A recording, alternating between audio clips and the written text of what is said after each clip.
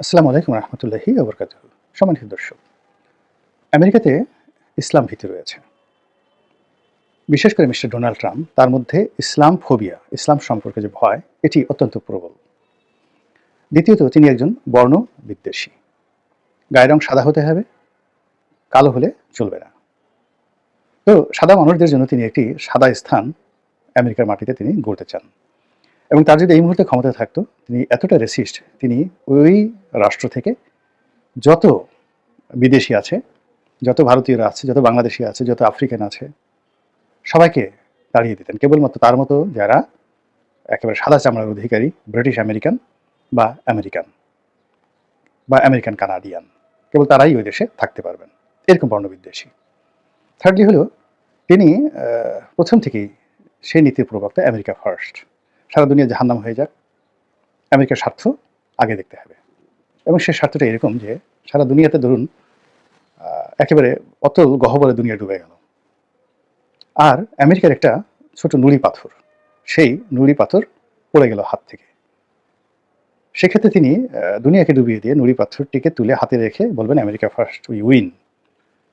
তো আমরা জিতে যাই বা আমরা জিতি, এই স্লোগান দেবেন তিনি। এইরকম একজন মানুষ, খ্যাপাটে, যাকে বলা হয় জেদি, সিদ্ধান্তে অটল, এবং যেটা করার সেটা তিনি করে ফেলেন। এই মানুষটি, তার যে ইসলাম ফোবিয়া রয়েছে, সেই ইসলাম ফোবিয়া নিয়ে তিনি তার নিজ দেশে অনেকগুলো কর্মকাণ্ড ঘটাবেন। তিনি মধ্যপ্রাচ্যে অনেকগুলো ঘটনা তিনি ঘটাবেন, বিশেষ করে ফিলিস্তিনে। এবং আপনাদের মনে আছে যে তিনি তার গত টার্মে জেরুজালেমকে তিনি ইসরায়েলের রাজধানী হিসাবে স্বীকৃতি দিয়েছিলেন। এবং আমরা অনেক কিছু সারা দুনিয়াতে গালাগালি করেছি, তার কিছুই করতে পারিনি। এখন দ্বিতীয় যে ব্যক্তি, মিস্টার নরেন্দ্র মোদী, তিনি ভারতের রাজনীতিতে গত 50-100 বছরের মধ্যে সবচেয়ে সফল একজন রাজনীতিবিদ। খুবই প্রান্তিক লেভেল থেকে উঠে এসেছেন। দারিদ্রতা, অভাব, অভিযোগ, অশিক্ষা, অস্বাস্থ্য, সব কিছুই তাকে আঘাত করেছে। তিনি ভারতকে যেভাবে হৃদয় দিয়ে ধারণ করতে পারেন, এটি মহাত্মা গান্ধীর পক্ষে কেবল সম্ভব ছিল।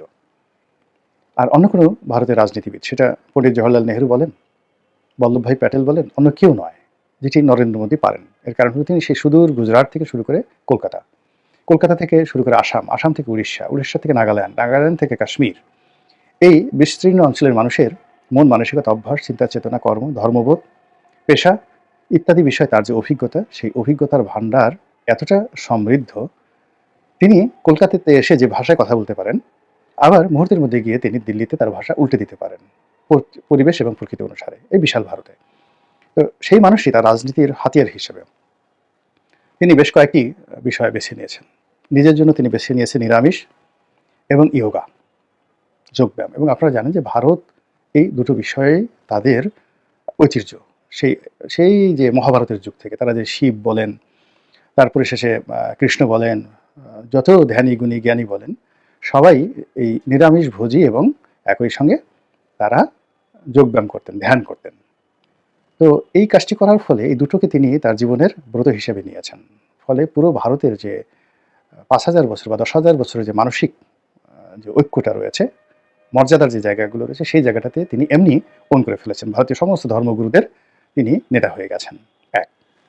2 নম্বর হলো সংখ্যা গুরুর যে ধর্মমত, হিন্দু, সেই হিন্দুত্ববাদটিকে তিনি নিয়েছেন। অতীতে তার মতন করে এইভাবে জাগ্রত হিন্দুদেরকে ওন করার মতো সর্বভারতীয় কোনো নেতা তৈরি হয়নি। আমাদের এই পশ্চিমবঙ্গে মূলত শ্যামাপ্রসাদ মুখার্জি এই হিন্দুত্ববাদটি তিনি চালু করেছিলেন, এবং তিনি আরএসএস এর অন্যতম একজন পৃষ্ঠপোষক ছিলেন এবং নরেন্দ্র মোদীর বস ছিলেন, কিন্তু তিনি সর্বভারতীয়ভাবে এটা পারেননি। মুম্বাইতে বালথেকারে ছিলেন ভীষণ রকম উগ্রবাদী, হিন্দুত্ববাদী একজন, যাকে বলা হয় ডন। তিনি রাজনীতি, ব্যবসা বাণিজ্য থেকে শুরু করে সবকিছু এমনভাবে নিয়ন্ত্রণ করতেন যে তার পায়ে কদমবুচি না করে ওখানে কোনো ব্যবসা করা সম্ভব ছিল না, ওখানে কোনো রাজনীতি করা সম্ভব ছিল না। মুখ্যমন্ত্রী থেকে শুরু করে অনেক কিছু, তিনি কিছু ছিলেন না, কিন্তু মুকুটবিহীন সম্রাট ছিলেন বালথাকারে এই হিন্দুত্ববাদকে ব্যবহার করে। নেহেরু জামানাতে হিন্দুত্ববাদকে ব্যবহার করে নেহরুর চাইতেও সরকারের মধ্যে শক্তিশালী ছিলেন সর্দার বল্লভভাই প্যাটেল, যিনি স্বরাষ্ট্রমন্ত্রী ছিলেন। এবং শেষ পর্যন্ত স্বরাষ্ট্রমন্ত্রী হিসেবে তার সঙ্গে মহাত্মা গান্ধীর যে মতবিরোধ তৈরি হয়, অনেকে বলেন যে তার অবহেলার কারণে, গাফিলতির কারণে মূলত মহাত্মা গান্ধী আততায়ীর হাতে নিহত হন, সেটা ভিন্ন কথা। কিন্তু তিনি সেই তার যে হিন্দুত্ববাদ, এটিকেও তৎকালীন জামানাতে সর্বভারতীয় রাজনীতির হাতিয়ার করতে পারেননি। মধ্যযুগে না, ঠিক মোগল জামানাতে আরেকজন লোক ছিলেন হিন্দুত্ববাদের, যাকে বলা হয় ফাদার, শিবাজি রাও। এখনও নরেন্দ্র মোদী শিবাজির নামে জপ করেন, শিবাজিকে নমস্কার করেন, কিন্তু নরেন্দ্র মোদীর যে সফলতা হিন্দুত্ববাদ প্রতিষ্ঠা করার ক্ষেত্রে, এটি ভারতের ৫,০০০ বছর ইতিহাসে অন্য কেউ পারেনি। রাম পারেননি, রাজা রাম পারেননি, রাম রাজত্ব এত বড় ছিল না। অর্জুন পারেননি, যুধিষ্ঠির পারেননি, যেটা নরেন্দ্র মোদী পেরেছেন। এবং যে ধর্ম ভিত্তিক যে রাজনীতি হিন্দুত্ববাদ তিনি চালু করেছেন, এটি আগামী ৫০ বছর ১০০ বছরে বিলুপ্ত হবে, এর কোনো লক্ষণ দেখা যাচ্ছে না। দিল্লি হলো রাজধানী এবং তাদের সমস্ত কৃষ্টি কালচারের একদম এক্সট্রিম, যদি লিবারেল ডেমোক্রেটিক মোড বলেন, সেই জিনিসটি আগে যেভাবে কলকাতা ছিল ব্রিটিশ জামানাতে, এটা এখন দিল্লি। সেই দিল্লিতে আম আদমি প্রথমে সেখানে রাজত্ব চালিয়েছিল কংগ্রেস, তারপরে আম আদমি পার্টি আসলো এবং সেই আম আদমিকে হারিয়ে এবার বিজেপি সেখানে ক্ষমতা লাভ করলো। কাজেই তার যে হিন্দুত্ববাদ, গরুর গোবর কিংবা গরুর মূত্র যে পবিত্র, এই থিওরি সর্বভারতে এখন সবাই মাথায় করে নাচ্ছে। তো মিস্টার ডোনাল্ড ট্রাম্পের ইসলাম ফোবিয়া এবং তার আমেরিকা ফার্স্ট, এর সঙ্গে মিস্টার নরেন্দ্র মোদীর যে কথা বললাম, এই দুটো শক্তি একত্র হয়ে গেছে। এই একত্র হয়ে বাংলাদেশের উপর যদি তারা তাদের দৃষ্টি নিবদ্ধ করে এবং বাংলাদেশের রাজনীতিতে নাক গলাতে চায়, তাদেরকে প্রথমেই যে কাজটি তারা করবে সেটি হলো ইসলামের উপর তারা আঘাত হানবে। ইসলামের উপর আঘাত হানার জন্য তারা কি করবে? ইসলামিক দলগুলোর মধ্যে বিরোধ এবং বিপত্তি শুরু করে দেবে।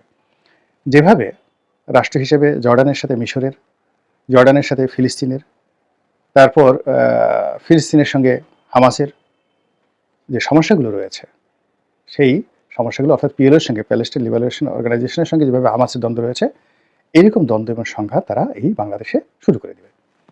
বাংলাদেশে দেখবেন যে আহলে সুন্নাত ওয়াল জামাতের সঙ্গে জামায়াত ইসলামের সংঘাত শুরু হবে, আহমদীয়া জামাতের সঙ্গে জামায়াত ইসলামের সংঘাত শুরু হবে, চরমোনাইয়ের সঙ্গে শর্ষিনের পীরের মারামারি হবে, সিলেটে জামাত ভার্সেস ফুলতুলি পীরের লোকেজন মারামারি করবে, রাজশাহীতে একই ঘটনা ঘটবে, তারপর চট্টগ্রামে একই ঘটনা ঘটবে। অর্থাৎ এখানে ইসলামিক যে দলগুলো রয়েছে, ইসলামিক দলগুলোর মধ্যে বিভেদ বিসংবাদ মারাত্মক আকার ধারণ করবে।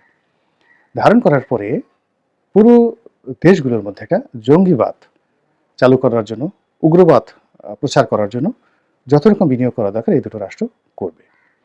করে তারা একেবারে আফগানিস্তানকে এবং পাকিস্তানকে যেভাবে বিশ্বের মানচিত্রে রীতিমতো পৌঁছিয়ে দিয়েছে, ঠিক সেরকম একটা মহাপরিকল্পনা নিয়ে তারা এগোচ্ছে। এর কারণ হলো আফগানিস্তানের যে ভৌগোলিক অবস্থান বা পাকিস্তানের যে ভৌগোলিক অবস্থান বা পাকিস্তানের জাতিসত্তা, তাদের যে মিলিটারি জুডিশিয়ারি কিংবা তাদের যে মাটি, তাদের যে ঐতিহ্য, সে তুলনায় বাংলাদেশে একেবারে নরম, একেবারে বলতে গেলে সহজলভ্য, এবং এখানে খুব সহজে কাউকে রাগিয়ে দেওয়া সম্ভব, খুব সহজে কাউকে হাসিয়ে দেওয়া সম্ভব। তো মিস্টার নরেন্দ্র মোদীর যে হিন্দুত্ববাদ, এটি যদি বাংলাদেশের উপর প্রয়োগ হয়, আর ইসলাম ফোবিয়ার কারণে তিনি এই বাংলাদেশের যে ভারতীয় চক্রান্তে যে সকল ঘটনা ঘটবে আগামীতে, এই কথাগুলো আমি বলতে চাচ্ছি না, বাট এই ঘটনাগুলো ঘটবেই। সেই ঘটনাগুলোতে আপনি অনেক উত্তেজিত মুমিন মুত্তাকিকে দেখতে পারবেন, অধৈর্য মুমিন মুত্তাকিকে দেখতে পারবেন, আবেগপ্রবণ মুসলমানদেরকে রাস্তায় দেখতে পারবেন। তারপরে বিভিন্ন ওয়াজের মাহফিল একজন আরেকজনকে গালাগালি করছে, আর একজন আরেকজনকে মারধর করছে, একজন আরেকজনের মাহফিল ভেঙে দিচ্ছে, এই দৃশ্য আপনারা দেখতে পাবেন। এবং সেগুলোকে ম্যাটারালাইজ করে যখন মিস্টার ডোনাল্ড ট্রাম্প সত্যিকার অর্থে কারো পুঁটি চেপে ধরতে চাইবেন, সেটা ব্যক্তি হোক, গোষ্ঠী হোক, রাজনৈতিক দল হোক, এটা তার জন্য খুব কঠিন কোনো বিষয় হবে না।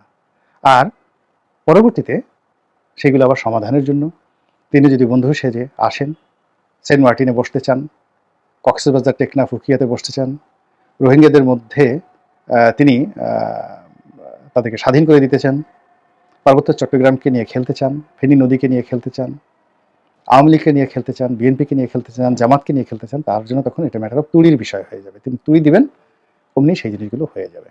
তো কাজেই এই যে আগামীতে আমাদের উপর যে বিপদ এবং বিপত্তি আসছে বা আসতে যাচ্ছে, যে সকল বিষয় আমাদেরকে হাতছানি দিচ্ছে, এগুলো মোকাবেলা করার জন্য যদি আমাদের ব্যাপক প্রস্তুতি না থাকে, তাহলে আমরা নিয়তির খপ্পরে পড়ব নয়।